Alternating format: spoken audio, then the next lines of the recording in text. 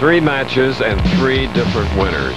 The non-winner, Todd Thompson of Reno, has eliminated Don Janello 213 to 190. Thompson with 6 strikes.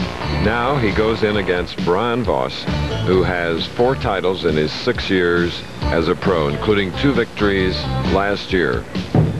A big field, Chris. 360 players. They all average 201. Surprisingly fair conditions. Not surprisingly, just equal averages. Here's some of the other top 24 finishers. Mike Taylor gave it a go. Webb was up there. Steady Macaron. Look for some of your other favorites. Gil Sliker coming out of a slump. Kent Wagner, whose wife Lisa's on the Women's Pro Tour. Art Trask. Roger Bramwell. Westlake, we've seen him. Dale Strike, his dad Bill's a good friend of mine. Leroy Bornhoff from the St. Louis area. Steve Jaros, Cranker Bill Ryan, Mats Carlson from Sweden, Butch Soper, all right, Butch from Windsor, Ontario, transfer from California, Ron Palumbi, and George Graham III round out the top 24. And we're in Toledo for the 8th Trust Corp PBA National Championship.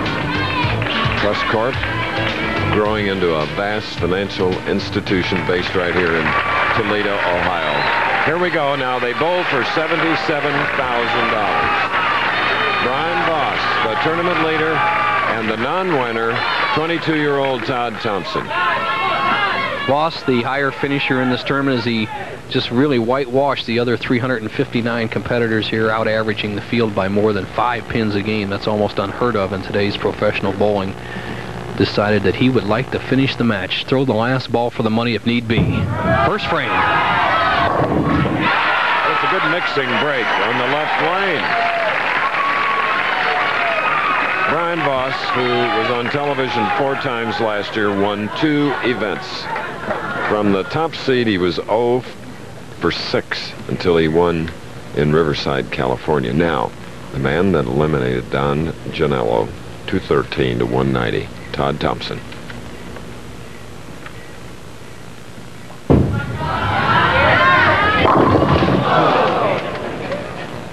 For the man who loves to camp out in the woods in the mountains of the Lake Tahoe area, the man from Reno who moved to California to get experience in his bowling, as you see, he opens a championship match with a solid 10.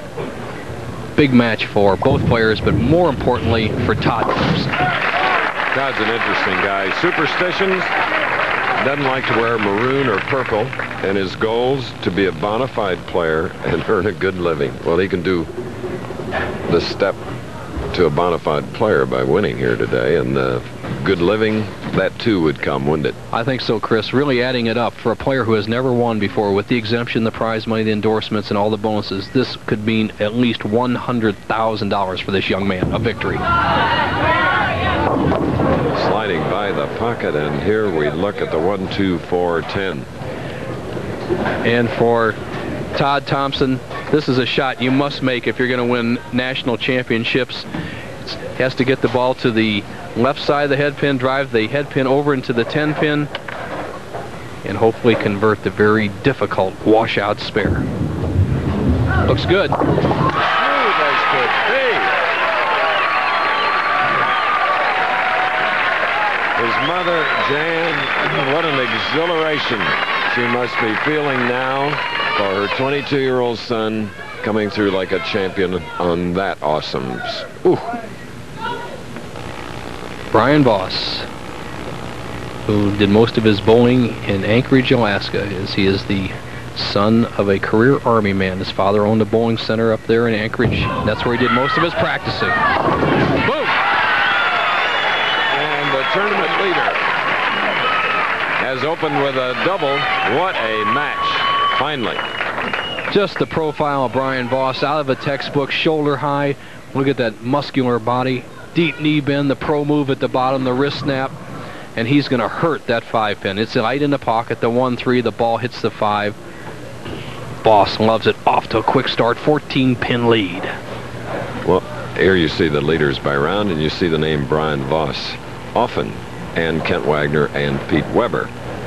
32 games of qualifying over a 4-day period. The final match play, 24 games over a 2-day period. Nobody has been close to Voss. And right now, he has a chance to open a 24-pin lead through 3 frames. Now he has a three-bagger. So we'll get the response now from the non-winner.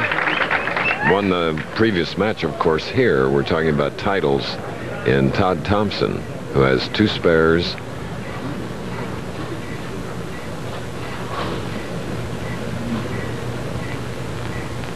Third frame.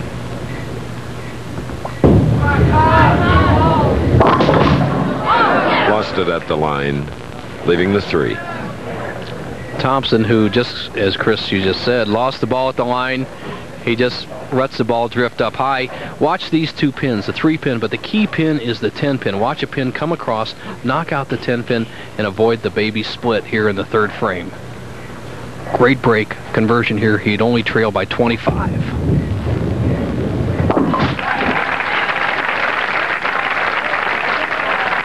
Okay, Todd talking to himself as he comes back.